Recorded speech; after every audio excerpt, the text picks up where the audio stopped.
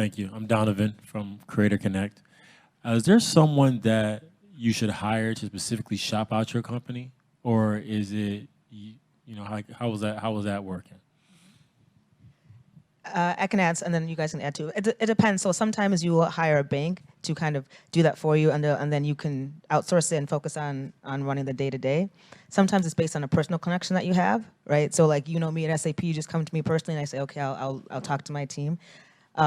It's a mix, right? Yeah, and I would say the larger the stakes, the more you want to have extra set eyes on there, right? Because, when you're talking about $1 billion transaction, getting a few of the numbers wrong could be meaningful in terms of the millions you're talking about.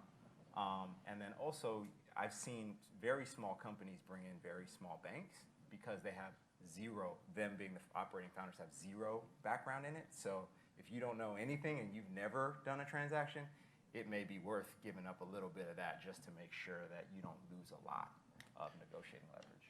So yeah, there's a difference between being bought as a company and then selling your company, right? So sometimes selling your company as a result of some family crisis, or it's, you just need to get out of it because you want to start something new.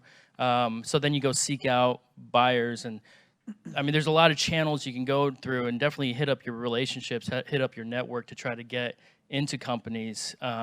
But there are other bankers out there that will take on your business and say, hey, I understand your space, and I have a bunch of buyers in my back pocket, and I can introduce you to them. You'll pay them a fee, but there are firms for that, and they're both small and large. The thing I would say is you have some that are small level, and like they're looking at mom and pops, and they're looking to sell like anywhere between like $1 million to $5 million deals, and then you got bigger banks that they won't touch it unless they're going to get at least 35 million out of the deal. So you just got to kind of shop around, but there are specific firms that you can go to that help you do that.